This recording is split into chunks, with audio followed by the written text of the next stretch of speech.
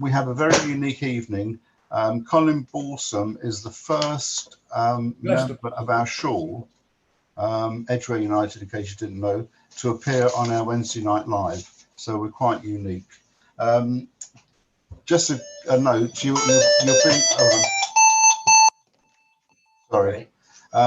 You'll all be muted, but please ask questions. But click on the chat button, and while you ask the question, or you can use the electronic hand, and then we'll come to you. But we won't be able to hear you because we do it in that way around.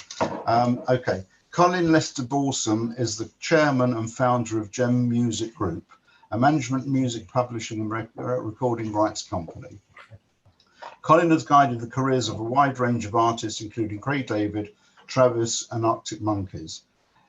His company represents 2013 Britain's Got Talent Shadow Dance Sensation Attraction.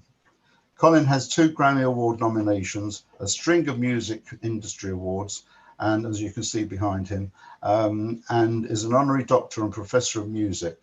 He's a member of Conservative Friends of Israel, is on the board of Creative Community for Peace, and on the board of trustees for MOBO charity, which means Music of Black Origin.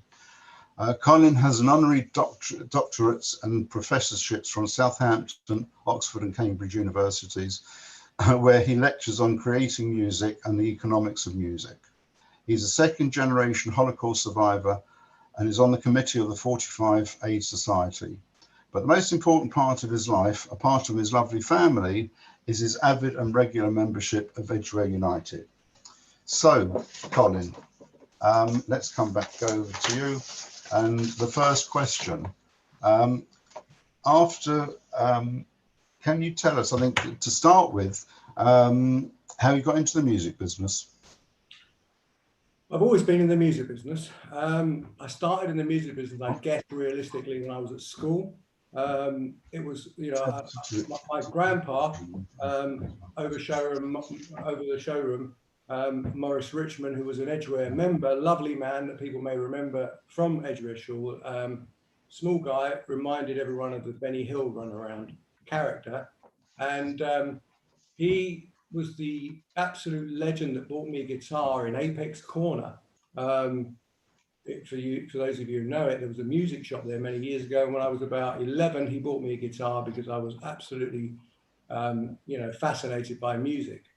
The only thing I didn't realize when he bought me a guitar was that you needed both hands. So if I was going to play a song, it was a bit like, hey, Jude, don't make it bad, and don't make me get my guitar. But I didn't realize that, you needed both hands. And I soon found out that, having been sent to this person in Hendon to teach me guitar, she taught me the wonderful song, "You'll be coming round the mountain when she comes."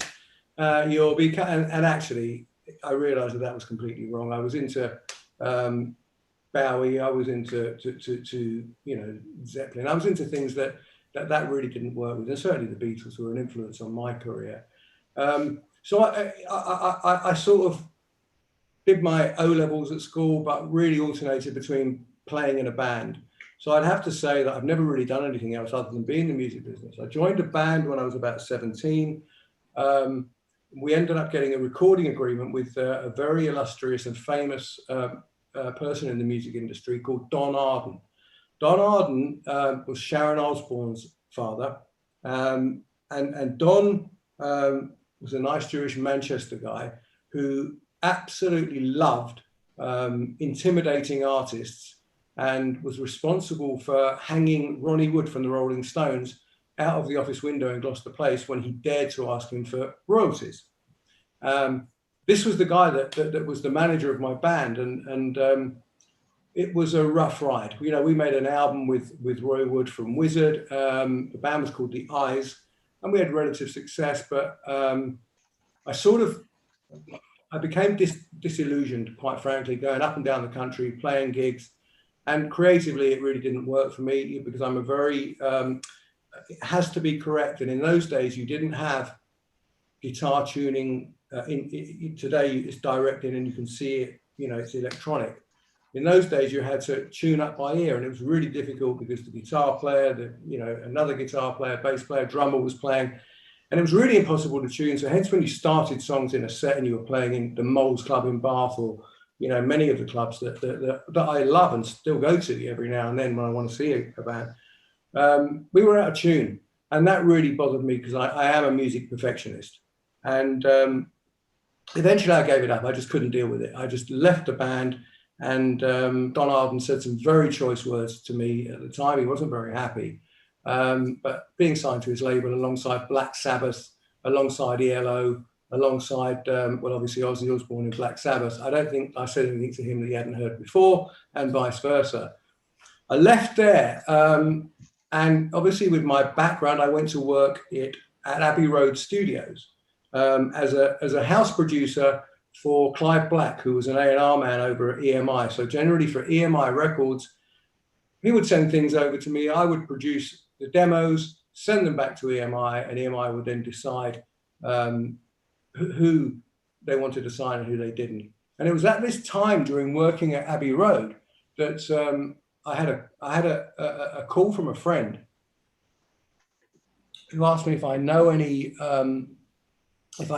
engineers, freelance engineers, because this person had a job. They were managing record producers.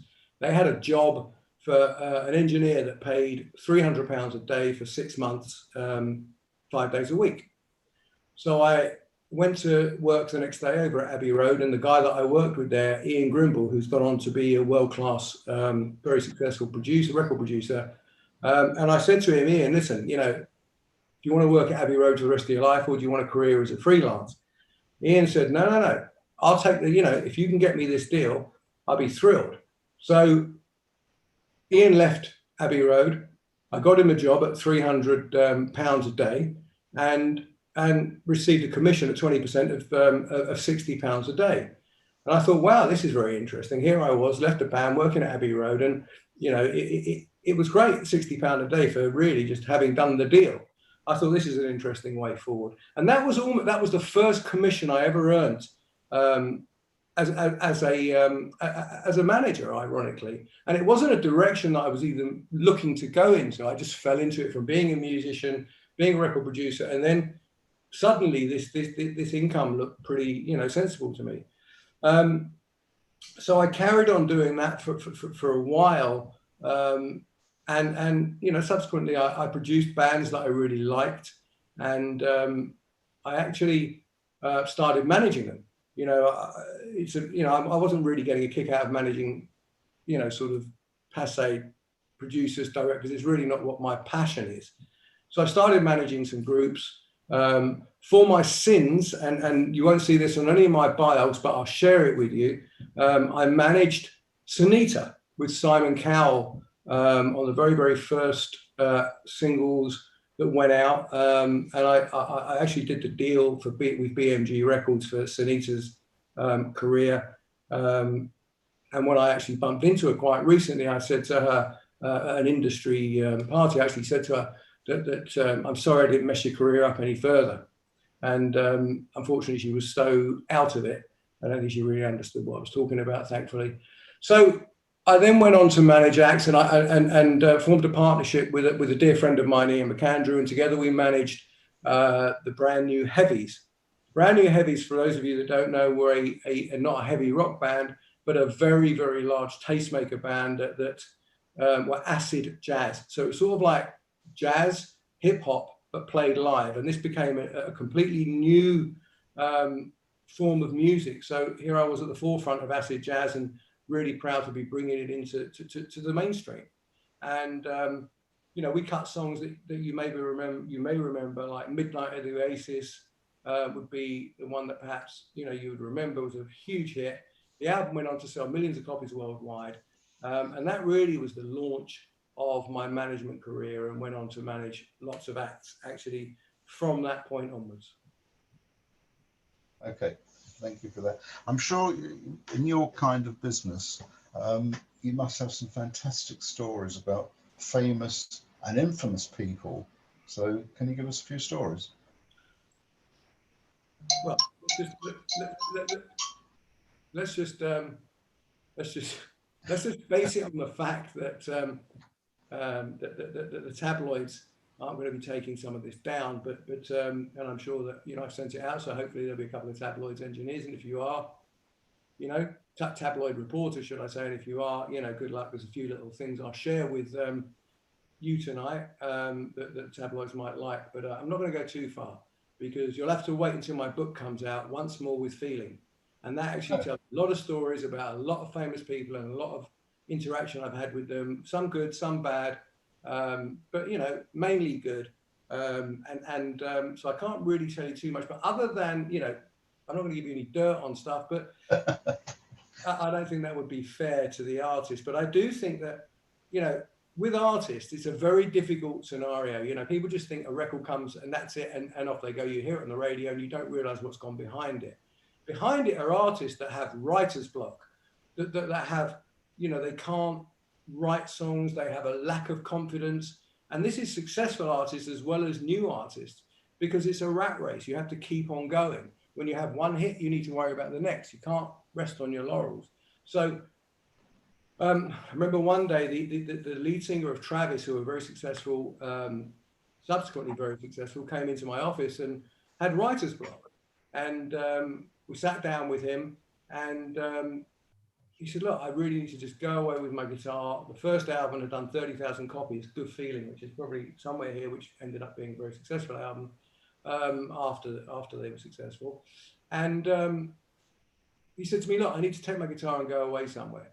So I said, you know, this was October. And I said, Fran, the best thing you can do, you don't want to go far, go to a place called Eilat in Israel. It's always sunny there. You take your guitar with, go sit on the beach, go enjoy yourself, look at the Red Sea. You know, it's going to give you inspiration. And off he went and called me up. He said, you know, thanks for this, Colin. I really appreciate it, but it's absolutely pouring down here in Eilat every single day. You told me it was going to be sunny. I said, you know, my relationship maybe not as what it should be with Hashem. You know, maybe I got this one slightly wrong. Anyway, bless him, he went on a boat trip. And when he went on a boat trip on his own with his guitar, it poured down with rain. And he wrote the actual chorus to a song called Why Does It Always Rain on Me, that went on to sell millions of copies. And that was written in Eilat. The chorus was written in Eilat. The actual verses were written in Italy, but that's not the point. He wrote that chorus in Eilat, and it was literally about, why does it always rain on me? Is it because I lied when I was 17? Which is almost, it's a great lyric, because it sort of suggests that if I lie, things bad are going to happen to me. But anyway, that song went on to be very successful. And the reason it became even more successful is it was doing okay. You know, there was no great shakes about it. And this was around 2000, 2001. They were on the bill at Glastonbury. Now, you may have heard of the Glastonbury Festival because it always rains there. However, you know, we'd got them on the bill, and they were on about 5 o'clock on the main stage, the pyramid stage. And it was a beautiful day, beautiful sunny day, really lovely, you know, but it was the first year that the BBC Two and Radio 1 had covered the event. You know, it wasn't what it is now. Now it's a huge global brand. But at the time, you know, artists like David Bowie played on it before they were famous. It was a very small sort of festival, but very niche and very cult for great artists, and you know, a place to build up a sort of base. And much in the sort of, I guess, in the sort of Greenwich times when Bob Dylan was you know, sending his poetry around and playing songs in clubs, Glastonbury had that sort of. David Bowie was the first time, I believe, he ever played Life on Mars was there on an acoustic guitar. But basically, it was a lovely day, beautiful day. They came on stage, played their set, glorious sunshine, and then we hit Why Does It Always Rain on Me? And as they hit the current single, Why Does It Always Rain on Me, the skies grey, it completely started pouring with rain. If I tell you pouring with rain, that it was ridiculous. And we hit that chorus, and as soon as the song finished, Why Does It Always Rain on Me? End of story, end of song, should I say. Sun came out again. So, listen, there must have been some sort of connection between, you know, Hashem looking at the song being written in Israel. He obviously had a plan for that song, because that song went on to put the album at the time, The Man Who, at #1, and went on to sell globally 7 million copies. So that was that's the sort of stories that I love and the sort of things that happen. That's what we call, by the way, in my industry, the X factor, the thing that you don't quite know what's going to happen. You don't know if you put someone, in the right situation. You don't know. The universe will decide, and in that one, they certainly did. So, there's a story that, for those of you that know the song and know the band, will appreciate it. So really, that got you going?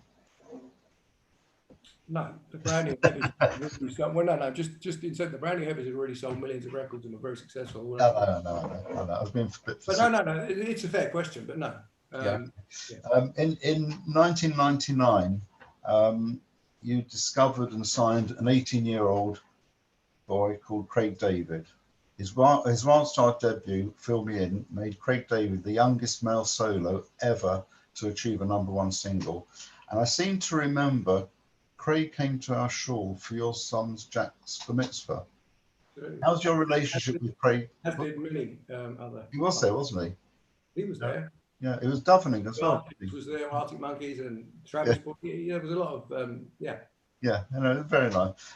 So what's your relationship now with Craig? It's 20 years later, you're talking at least, isn't it? Craig and I have worked together for 20 years. I signed him to my record label, which was Wildstar Records. Craig had a song called Rewind.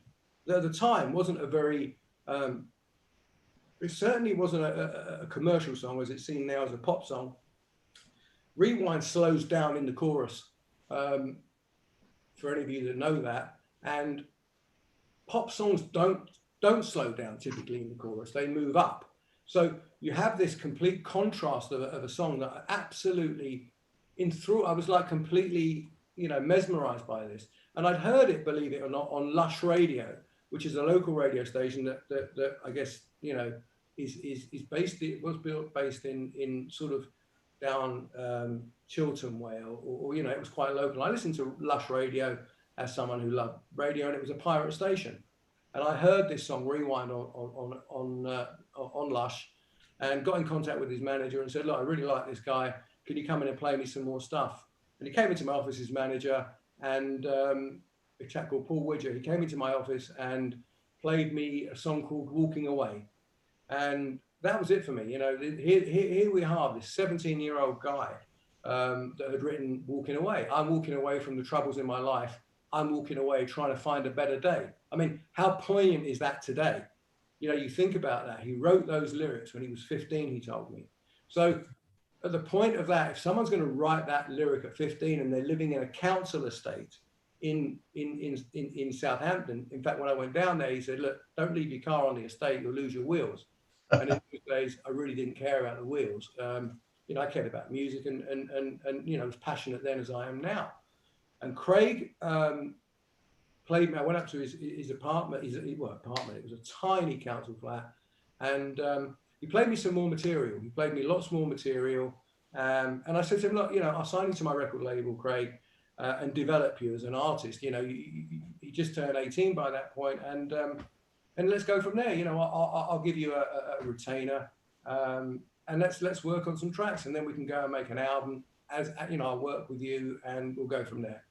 Yeah. And he came down to see me in London, in Parsons Green, where my office was, and a few weeks later, and played me.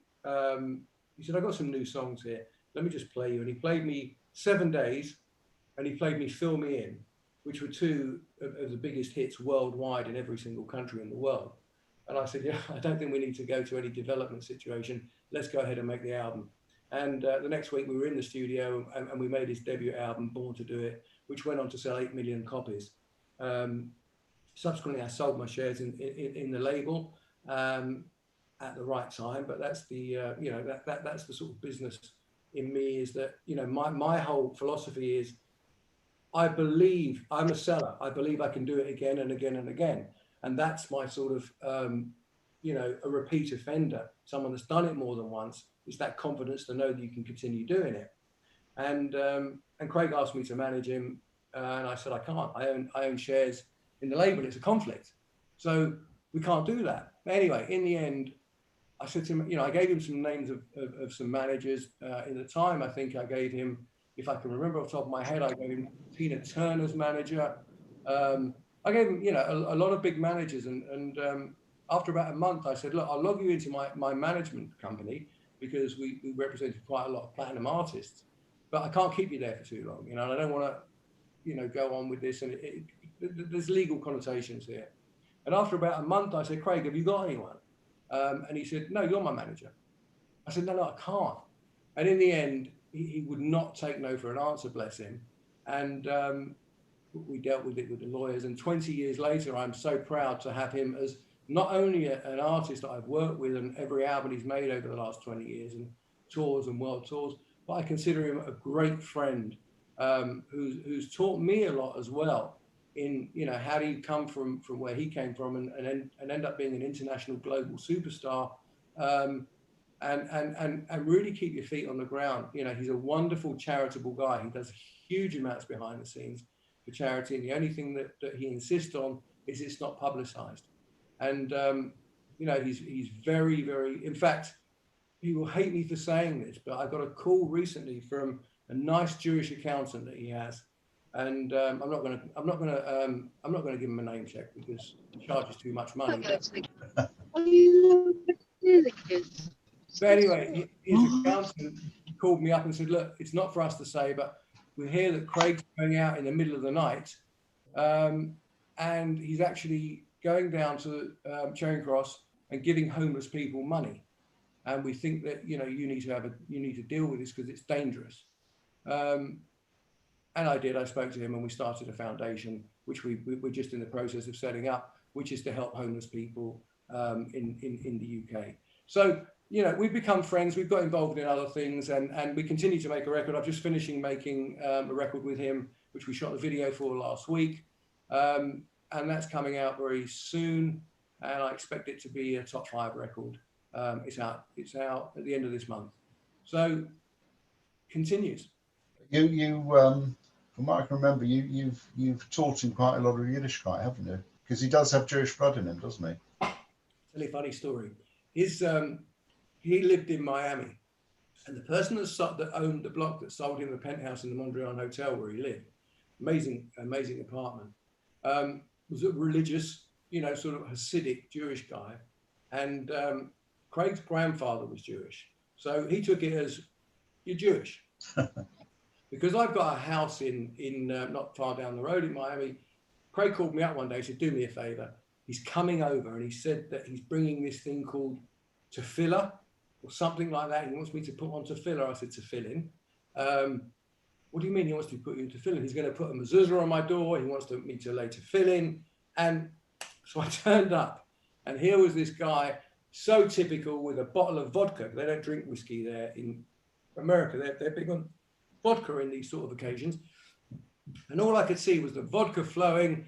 Craig put on tefillin, and he was like to the manner born. You know, he showed him how to put on tefillin. He put on tefillin, and we ended up putting a mezuzah on his door, which thankfully, when he sold the place, he showed me. He said, I've taken that down. That's really important to me. So, you know, yes, he's got Yiddishkeit in him, but his grandmother, when I used to go up to Southampton to the council estate, his grandmother knew how to cook a chulent.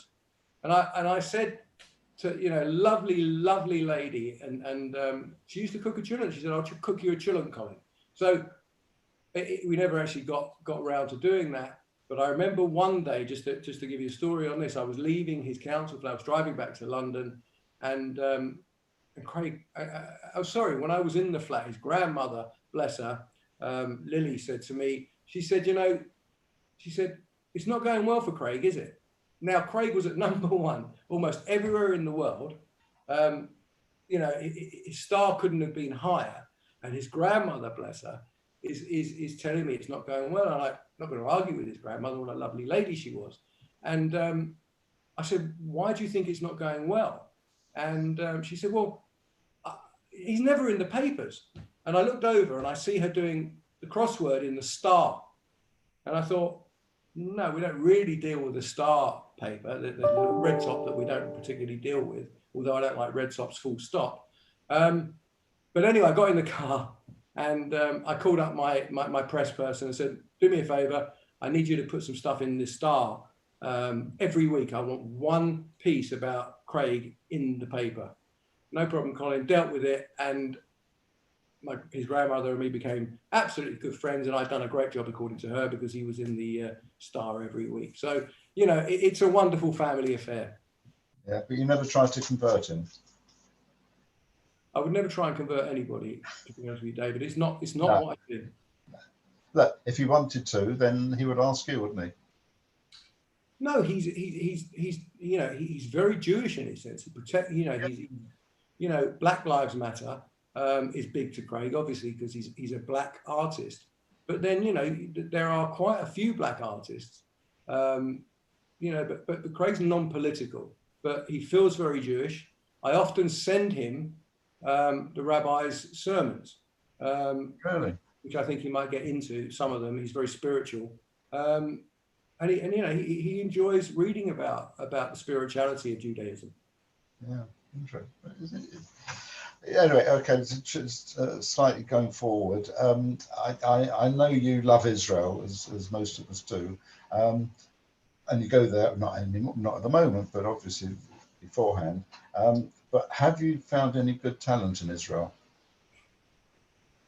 Loaded question, David. I like difficult questions. You know, I have to say there's a lot of good talent in Israel.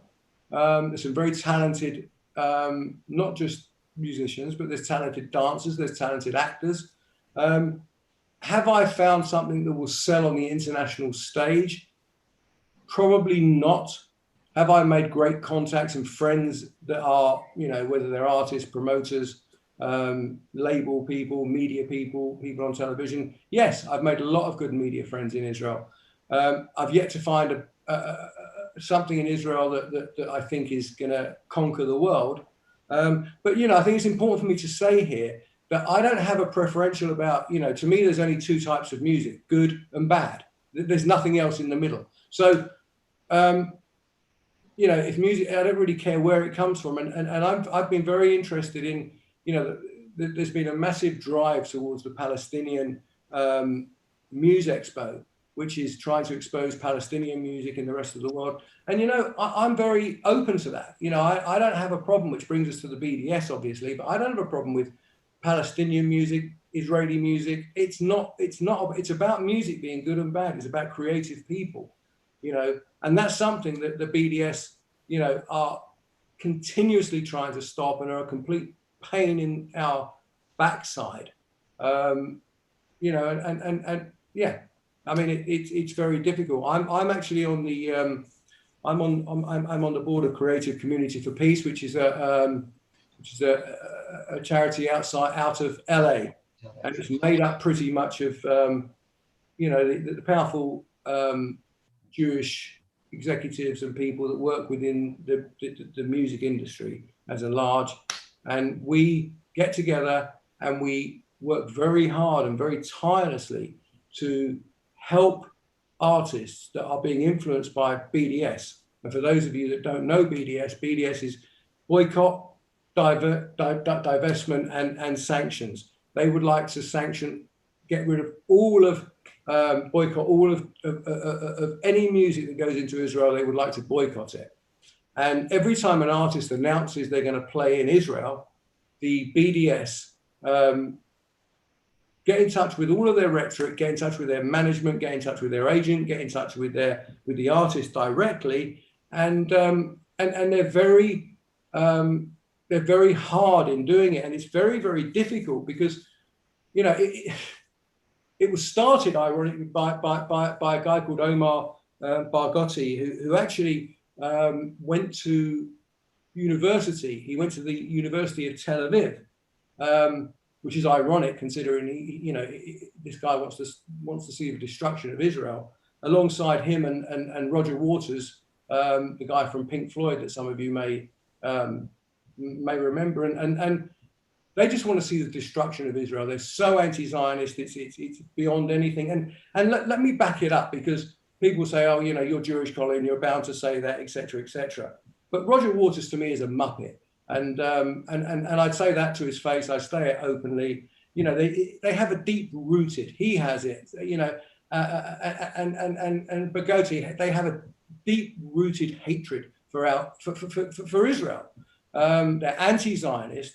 They call Israel an apartheid state, which is completely wrong if you think about it. You know, under South Africa, an apartheid state was basically, you know, black people couldn't eat, drink, or sleep in the same place as white people.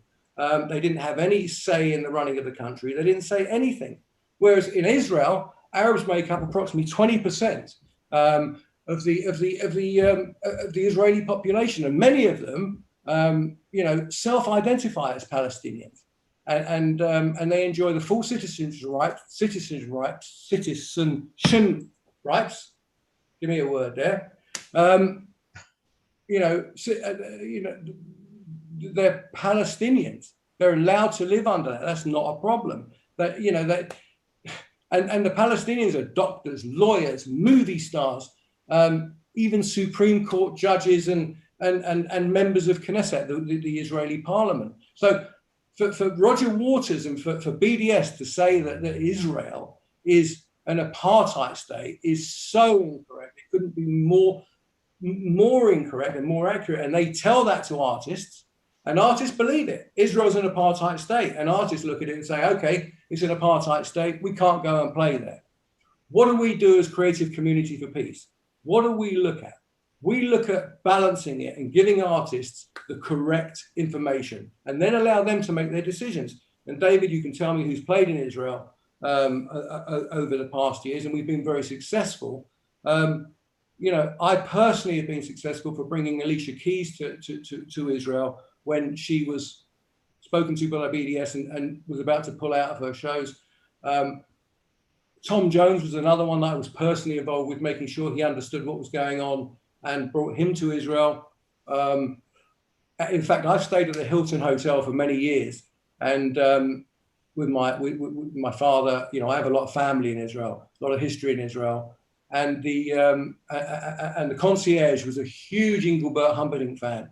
And when I told him that I'd actually managed to bring Engelbert Humperdinck to Israel, I was his hero. You know, never mind, you know, tables and whatever. He was like, sent so much to my room, it was unbelievable. So what we do is we advise managers, we advise artists, we tell them the truth, and we give them a balanced view. And the truth is, it's a non-political association. It's Creative Community for Peace. We don't want sanctions, boycotts on creative elements. And that's a very, very important thing to my heart. And we work very, very hard in that aspect to make sure that Israel is seen in the right light and people can make decisions. And you know what? Some artists like Lord, who are huge artists, we failed with quite a few artists. But, you know, it's a great organization, and we tend to succeed with, I would say, I mean, I'd hate to put a number on it, but you know, we succeed with at least over half, if not more, in light of Roger Waters' ridiculous comments. And just as a footnote to that, one of the biggest bands in the world is a band called Radiohead. And Radiohead were told by Roger Waters and the BDS, do not go to Israel. It's an apartheid state. It will ruin your career. None of the Arab countries will have you play there, which obviously they threaten them with not bringing them into the Arab countries that pay large fees. And they do everything they can. And it was beautiful to see Tom York, who's the lead singer of Radiohead. He did an interview in Rolling Stone magazine that was fantastic. And he said, look, if I need you, Roger Waters, to tell me about it, you know, then I'll come to you. But one of our band members is married to an Israeli Arab, and I think we understand it ourselves. And that was massive for us, and it was a huge interview. Yeah. So you probably see that I'm very passionate about Creative Community for Peace. Yeah, I was reading up on it actually. But it's American, isn't it? Or it's based. We're based out of LA. I mean, I'm based pretty much. Well, I was here now, America and here, but I haven't been able to get. Do you remember those days when we can go to an airport and get on a plane and go to other countries? Oh, it's years ago, wasn't it? I remember those days. But I was reading up on it actually, and it's quite interesting because there's a lot of, as yourself, the very powerful Jewish music executives.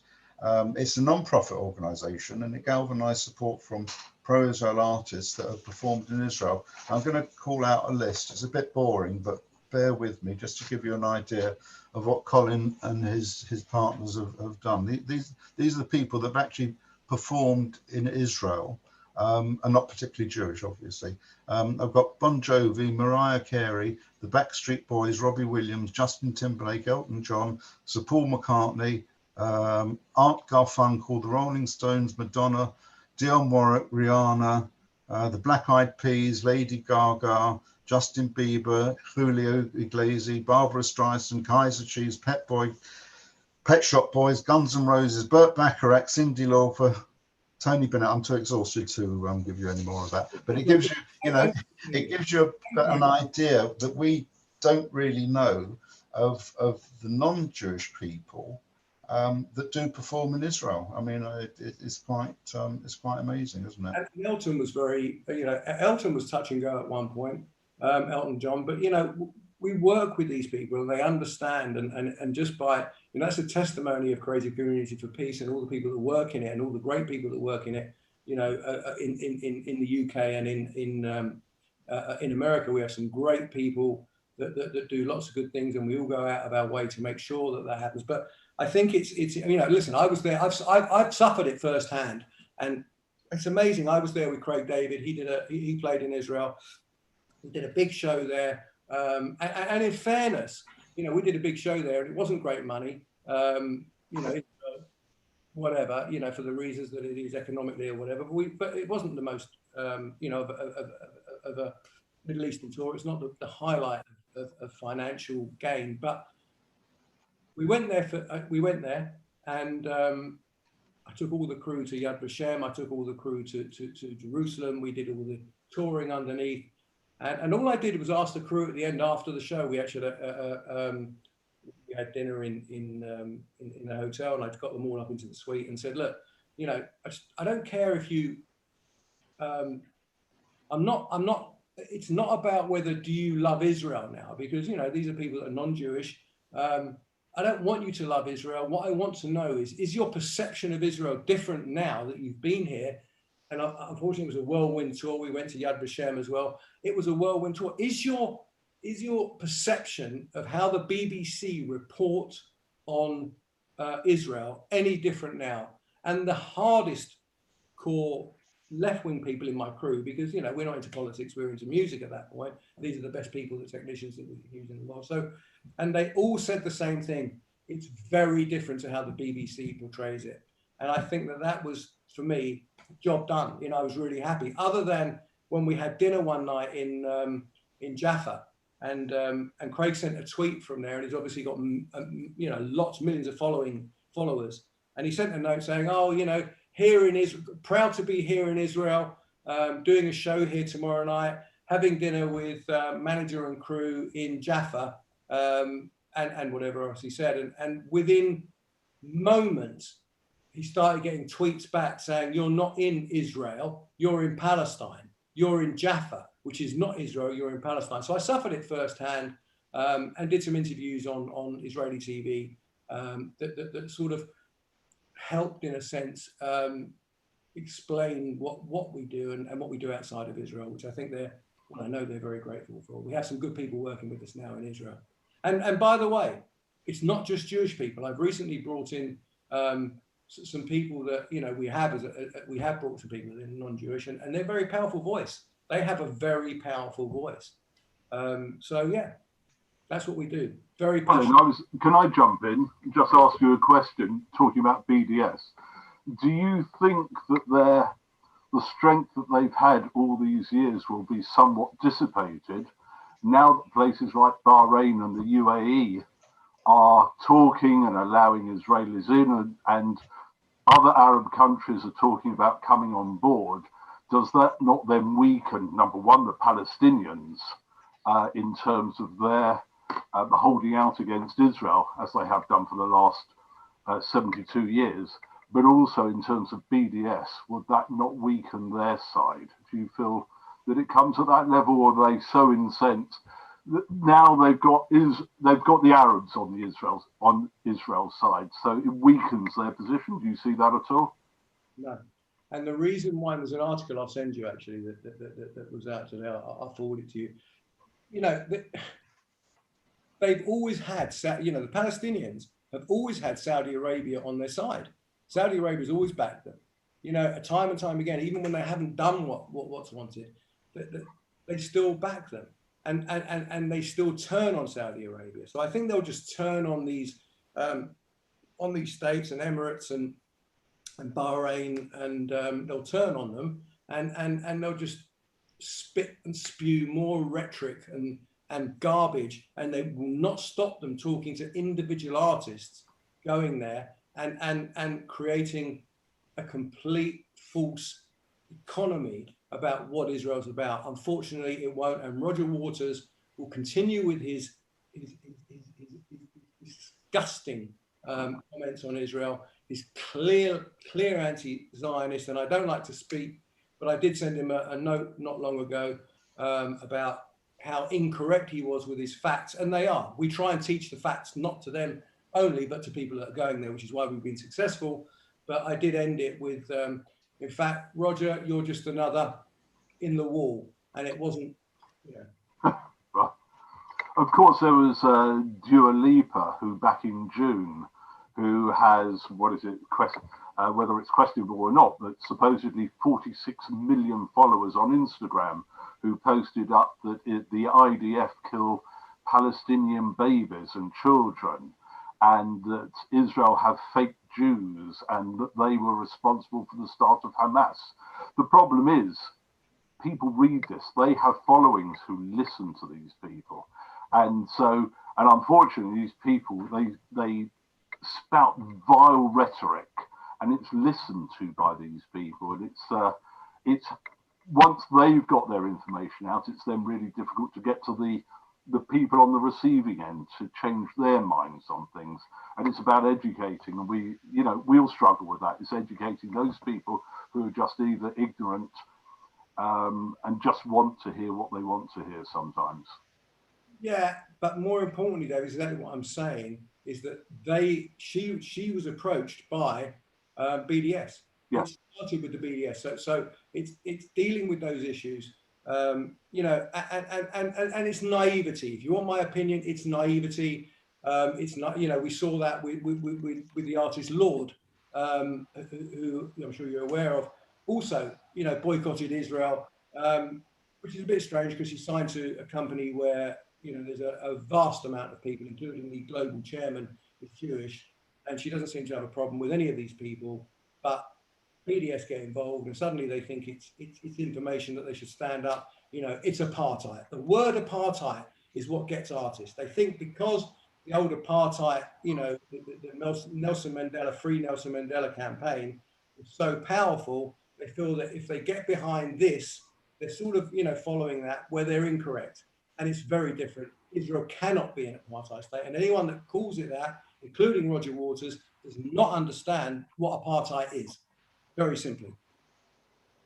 It may be a lot of things, Israel. Don't get me wrong. You know, we all know that Israel isn't you know, whiter than white. Israel has issues, you know, but it's not an apartheid state.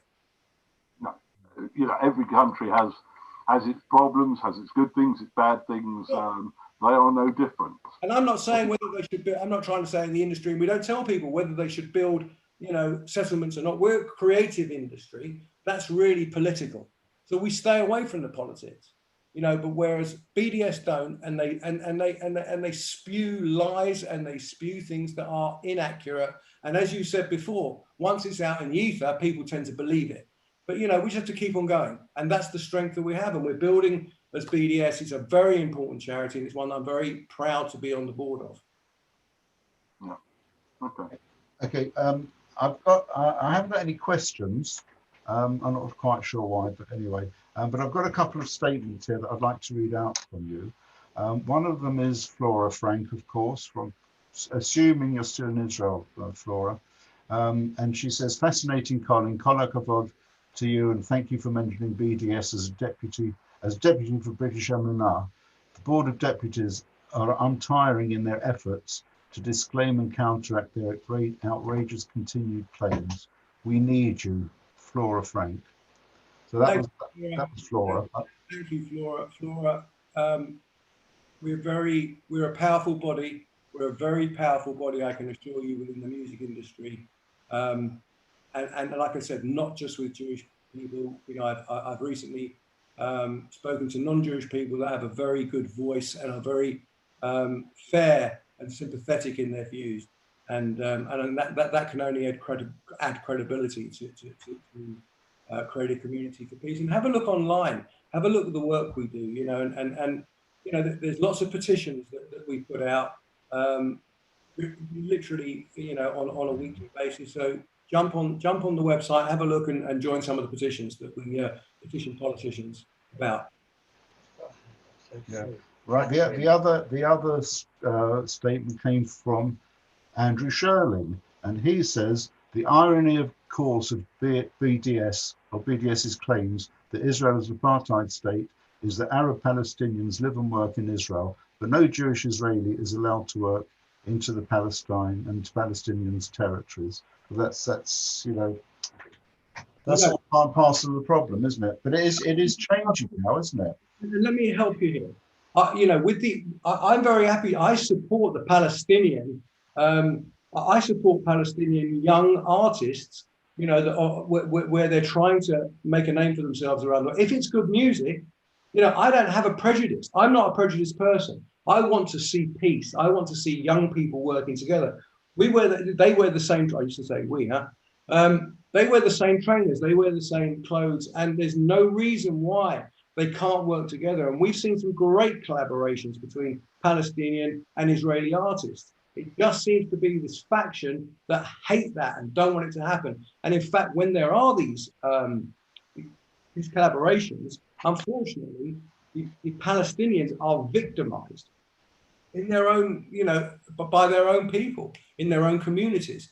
So, you know, we have to, one of the ways as well in a creative business is to put people together that are like-minded. And it doesn't matter if you're black or white, Palestinian or Israeli, we need to work together, because it's the older generation that need to move along, and we need to be able to work with the younger generation in peace for the future. And if we don't, you know, then this is just going to go on, and our children are always going to be unsafe, and grandchildren.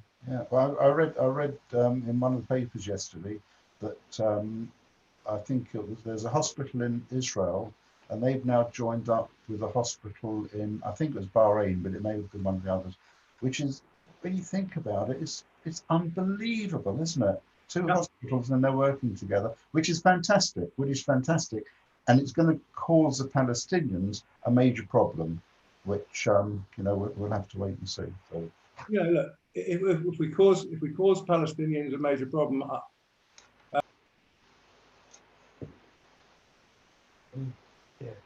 Oh. Hello. Hello. Phil, where's Phil? I'm here. Oh, you come back. Sorry, you went there. You went. Can you say that again? Nobody heard. What did I say? I don't know. I couldn't hear you. Yeah. I can go on to another question. We've got a couple more questions. I've got a question here that I actually don't understand. It's from David Hyam, which is not from David Hyam, but he's and his question is, and it's not him, it's me. The question is, could you explain the rap phenomenon? I'm sure you understand that, but I don't. Okay. It's not a phenomenon, you know. Look, let me tell you about rap. I mean, if you go back to times of unrest, which we're running into now, we're going to see a lot of unemployment once furlough ends at the end of this month. Unemployment will have people that are sadly without work and without money. That creates a really explosive situation. And we start seeing things that can become anarchistic, and that they blame the authorities, and incorrectly so. This COVID is not the fault of the authorities. Maybe the way they're dealing with it, everyone has a view. But you know, rap music came from an area where initially, although Eminem's a white artist, where black people felt that their voice wasn't being heard. And if you listen to the lyrics of rap music, it's very hard hitting. It's very about American lifestyle. It started in America. We gave Americans rock and roll. They gave us rap music. So if you listen to the words carefully, it's very poetic in parts. I know that, you know, a certain generation will say to me, don't get it, don't understand it. But actually, if you read the lyrics of some of these rants that you would consider being raps, you'll find that they're very, very articulate in talking about their lives. That you know, whether it be gun crime, whether it be put into the, you know, into ghettos and brought up with gangs and drugs, and they explain it. You know, they explain the reality of growing up in urban areas in America that's poor. So rap grew out of that. You're always going to see, you know, unrest is going to bring this with artists, and long may that be. You know, personally, I'd like to. What am I looking for as someone in the industry that signs artists? I want the next act that does look at this this whole era we're going through, this very difficult time, that find it bad. What do you think about the future? What do young people think the future holds for them? Because it's a really difficult subject, and I want to see artistic people sitting there. There must be someone out there in Manchester, in Leeds, I don't know, up north or south, with a guitar, sitting in their room, really angry about the situation. They need to stand up. They need to stand up and be counted. And that's come from Billy Bragg to Bob Dylan. Bob Dylan, you know, protest songs. They were protest songs based on the 70s. It's been going on all through our lives. Rap, to finish off that, is a form of protest and having their voice heard. I've got a few more questions I would like to ask, but so I'd like to go through them. But there's something, you know, there's a second half, you know, your other life, that I'd like to discuss after we finish this. So can we just go through these last questions, and then we'll talk about your other life. So this is a question from Robert Braham. What does Colin think will happen to the UK music industry without government support during the pandemic? Well, that's an hour's answer. Sorry, who's that come from? He's an accountant. So. Sorry, who asked the question? That was Robert Braham. Robert, Rishi Sunak said today that he suggested musicians and creatives should you know, sort of retrain and train for new jobs. You know, that's not really what we want to hear from a chancellor, given that the music industry is a £15 billion industry to the UK. So I think that's an irresponsible way for a chancellor to make a comment. I noticed before that the BBC seemed to have apologised, but I'm not sure what they apologised for. Rishi Sunak said that. He thinks that musicians should retrain. You know, I think Rishi Sunak should retrain himself and think about, you know, music matters. It matters financially. It matters to people that are musicians. It matters to creative people. And I think, in answer to your question, we will get back to playing live concerts. We are still releasing records. We're streaming records. Streaming accounts for nearly 100% of all music listened to now. You know, financially, streaming is not as good as it could be. An artist will, an artist maybe on 100,000 streams will actually net something like £5,000 on 100,000, and that will be split around different royalties and different collection societies. So artists are not making huge amounts from streaming. Record labels are, which is, you know, they're the initial investors. That's another story. You know, we've streamed with Craig at 1.5 billion streams over his last 2 albums, and will continue to do so. So I think that we need to continue to get a better deal now in this time, which is another thing that I'm working towards with other managers, to get better deals for artists in recorded music, because that is at the moment their only form of income. Live is a massive part of our income. It's a massive part of all artists' income. So, but for now, it's not happening. So I'm really concerned and worried about the people that not only I have to, unfortunately, furlough, but for the crews that work for me, work for us all year round. These guys are, these are very talented technicians. They're very talented lighting people, even down to catering, rigging, all the people that we bring into a tour. These people are not earning anything. These people have grown up building good businesses, whether you're driving a truck, whether, an arena tour could have something between 8 to 12 to 16, artics with it.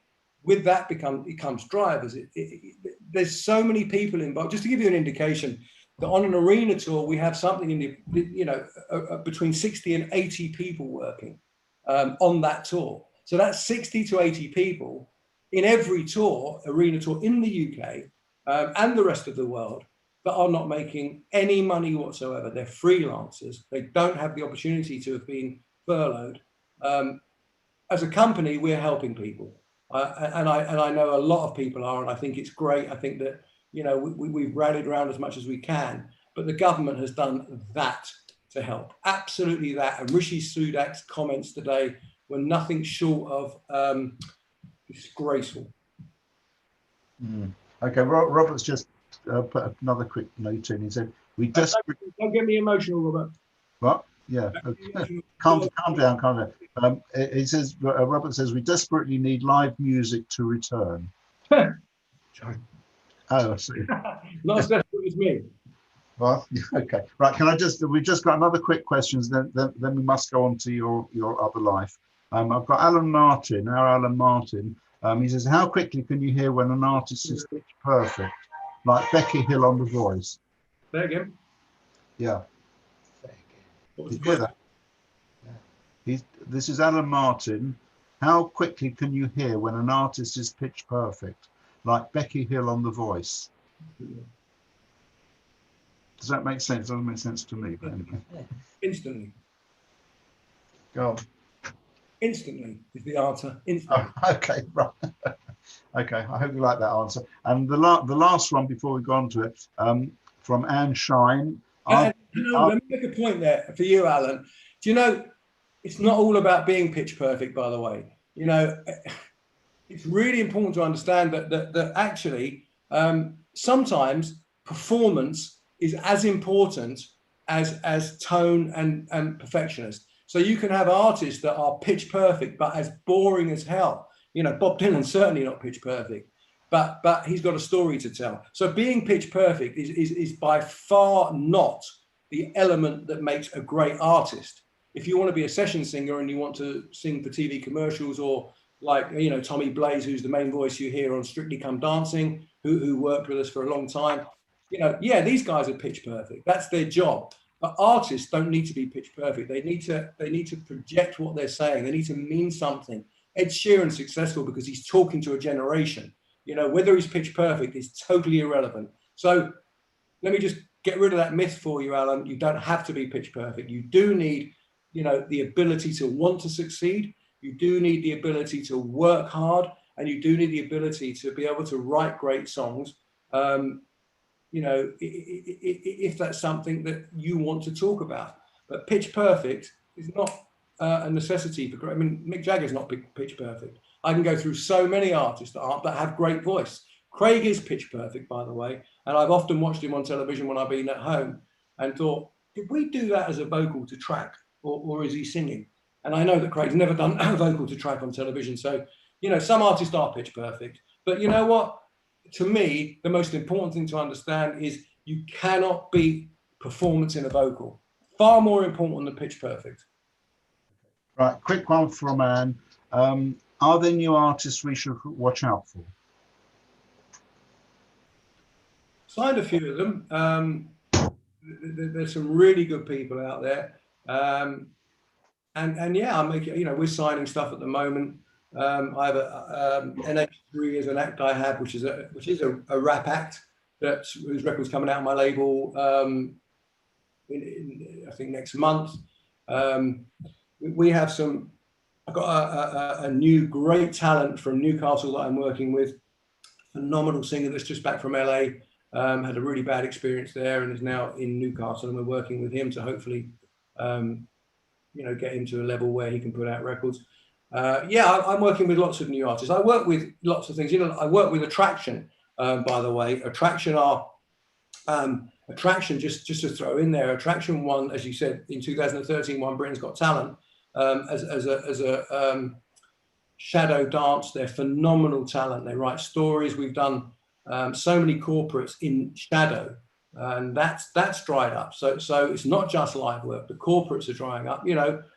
For people like that, we did the launch of the BMW i8 in shadow. We've done the Queen of I think it's Denmark's life story. We've done Chevrolet. We've done the Bank of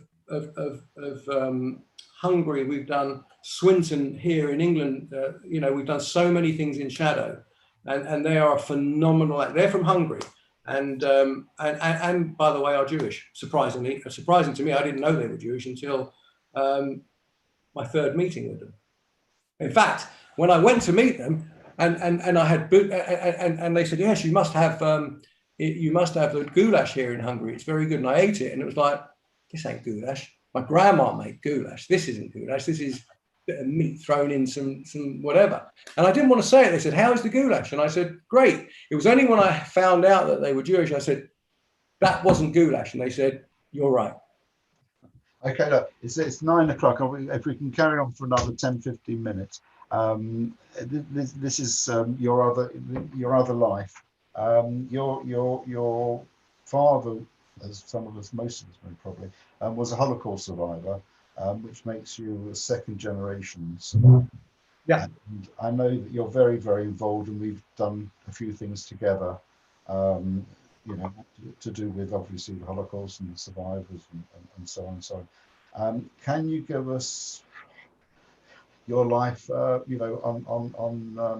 with the 45 group and all the others? My life with it. Well, it's a very big part of your life, isn't it? No, it's a massive part of my life. I think that I'm just trying to get this. Sorry. Oh, you've gone. Hold on. Somebody's. Colin. Oh, gone. Sorry. No. You just muted yourself. Can you unmute Colin?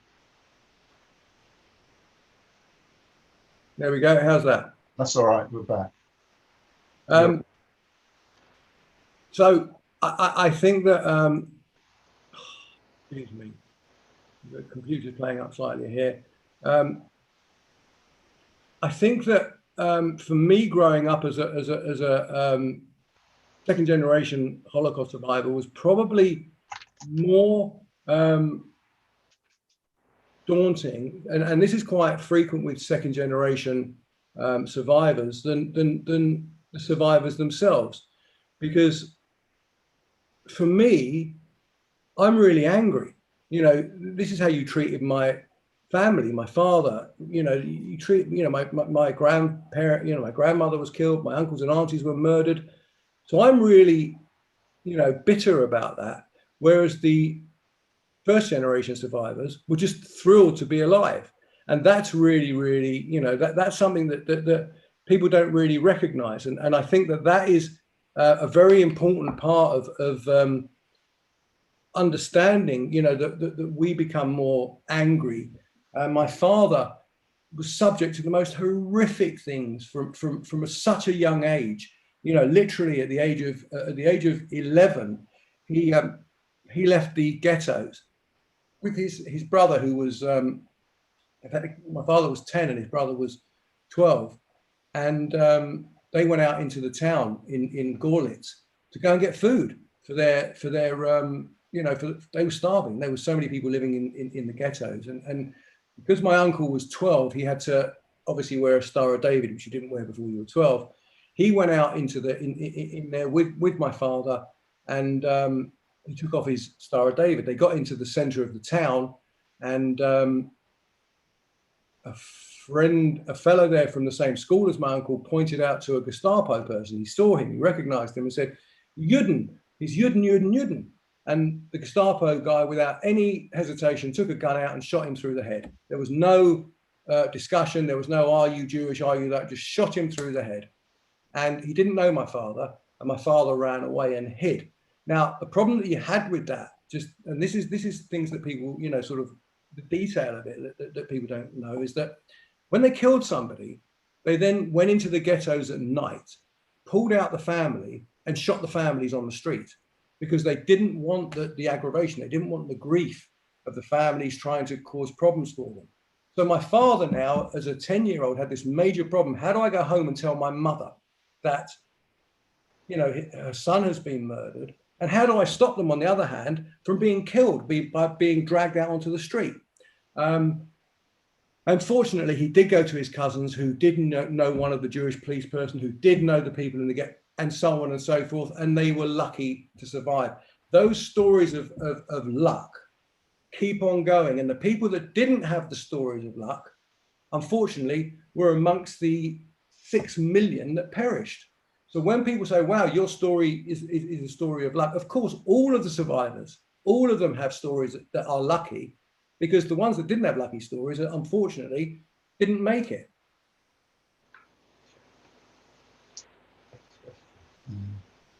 Yeah, okay. I mean, we could, you know, I know you can talk about the Holocaust for go on for hours, and I think maybe we should have you back purely just for the Holocaust, because I mean, it really is something totally different, and you are. I mean, if you want to just tell us a few bits and pieces about the 45 boys, and just for another few minutes, and then we'll call it a day. Unless you want to call it a day now. No, I'm absolutely fine. I know you're emotional. I know you get it's very difficult. But we've got no live income. We've got no live work. So you know, I don't have to worry about phoning America and seeing how shows are going, etc., etc. No, we're good. No, I mean, I could talk about it for ages, and I'm just trying to paint a scene that, you know, everyone's heard about the Holocaust. We all know, and I'm just trying to paint a scene of somebody slightly in a different way, that living with my father, growing up with my father, it was a very interesting experience that I look back on now. And unfortunately, he passed away 17 years ago. I had your sight of him last week. And there are things that I wish I could ask him now that are unbelievable questions. And living with somebody like that, I now realize that although he had an incredible man, but had quite a quick temper, and that was really about, you know, what was inbred in these kids was fight or flight. You know, you had to be on your wits' end.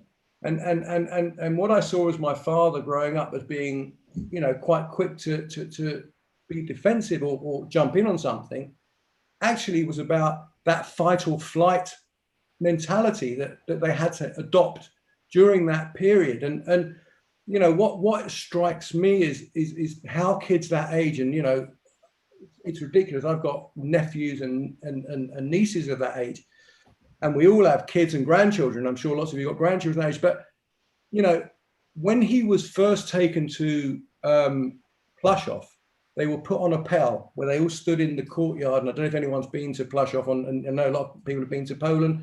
There's a massive car park there now, but that was the place where they held a pell.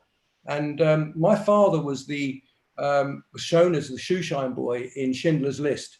He was the guy that ran around the camp and in Plaszow and got all the things for Muller that he needed to get his shoes cleaned. And you know, he was the shoeshine boy, and he lived in the house that in the film you saw Get shooting people, shooting the Jews, catching them in the ear and going, oh, never mind, I missed. That was the house he lived in growing up. Growing up, you know, from the age of, at that point, 12 to 14. He was one of the few people that got bar mitzvahed, by the way, in Plaszow, and was allowed to bring people in from the camp. Was allowed to bring 6 people in from the camp. Ironically, we're at 6 at the moment. It was a family unit allowed together. He was allowed to bring 6 people to that. Then he was bar mitzvahed because he lived in Muller's house. But the thing that I was gonna say that is that he lived from day to day trying to figure out what was the situation. Even at the beginning, when they were on appel, they were taken and off they went, stood there, and they made them stand for hours and hours in freezing cold. And what they did was, when people asked questions, or when, Commandant, which was Muller, was screaming and shouting at them, the older boys pushed the younger boys to the front. They didn't want to be, that's human nature. And human nature is, I don't want to be in the front line of it. And, you can't blame. There's no blame attached to it. It's just, that's human nature. Push the young boys to the front, they'll get the brunt of it. And one of the boys, and this is what I was saying, why did my father become the shoeshine boy? And he was pushed to the front by one of the older boys, who pushed him really hard, and he fell over, and was covered in mud and everything else. And he went over to a puddle, and he cleaned his hands, which was ridiculous. No one would dare do that in front of them. He cleaned his hands in front of the commandant and everyone else. He came from a very religious family. For him, cleaning his hands was, he had to clean his hands again. That was just part and parcel of it. And he, about 5 minutes later, he was called by Muller. Get this boy, I want him in my room now. And actually, he was petrified. He was sitting in the office waiting for him. Muller made him wait for quite a while, and he was petrified. He thought it was going to kill him. He'd washed his hands, he'd done this thing, and Muller was going to kill him. And he actually came back in, made him wait for a while. He said, I've chosen you to be my shoeshine boy, and the reason I've chosen you is because you look like you're a clean Jew. You washed your hands after you've fallen down, and that makes you a clean Jew. So you're now going to work for me. And later during my line, Muller always used to say, how clever am I for choosing you as a Jew? Although Muller wanted to kill him on various occasions, but that's a long story. And he had to hide in the camp and other places. So it gives you an indication. We're talking about a 12-year-old boy here. And I don't think that you can, understand when you see films and everything else, and we hear the stories, the one thing that you do forget is the smell. And I'll leave you with, we're not going to, however long you want to talk, I'll talk about it. And I once asked my father, what was the best and the worst bunk to be on? Because as we know, there were 3 bunks and 10 people or 6 people to a bunk. What was the best and worst? And he said to me, you know what? There was no good and no bad. If you were weak, you couldn't climb to the top bunk. So you just couldn't get up there. But if you did get to the top bunk, then, and you were in the ones below, everyone had dysentery, diarrhea, all these awful, we don't imagine the smell of the Holocaust, the smell of what, of what was going on in these horrible huts. And if you take smell into the account, then it begins to bring on a completely different situation. So you didn't want to be on the bottom either, because, the dysentery and everything came down. So there was no good place to be. And that struck me as something as ridiculous as wow, these are major life decisions being made by a 12-year-old. And my father was my hero. I follow what he did, and he will continue to be my hero, and I will continue to help do what he told me to do through my life. And he said, least we forget, make sure people don't ever forget about the Holocaust, and don't ever think it couldn't happen again. And I know some people will argue don't think it could ever happen again, but I'm very happy to talk about that, but as a separate issue. I mean, it's very, very emotional, and there's 6 million stories, aren't there? I mean, when you look at all your dad's friends that I know you're very close with, they've all got the same stories, or not same stories, but incredible, unbelievable stories. I've just got one quickie thing from Flora. She just says, she remembers your delightful father, such a gentleman. They don't make them like that any day. Did you know that Flora knew your dad? Yes. And as was your husband, a wonderful gentleman, lovely, lovely man. And I miss him in Shaw, I have to tell you. He was always sitting in that box, and lovely, lovely man. And, what a great guy. Yeah. Sorely. Oh.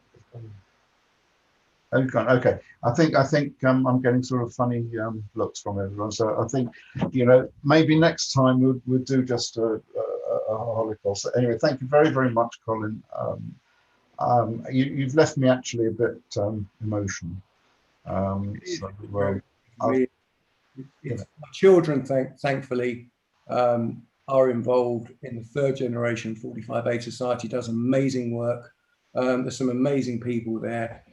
Robert Rinder, as you know, as Judge Rinder, is doing incredible work with the 45A Society, and you know, his grandfather was also a Holocaust survivor, and he's doing an amazing job in bringing that to the forefront of mainstream television, and that's what we need. We need people talking about it who have a voice. He has a voice, you know. Thankfully, the ones of us that are fortunate to have a voice have a duty, and you know, there's not a day goes by where I don't think, what would my father have done in this situation? And in fact, if I can just move my my thing here, you'll see that in my study at home, someone made that's my father always looking over me up there. That is a leather portrait that someone made. It was a leather etching that someone made out of leather, and just with a knife etched that as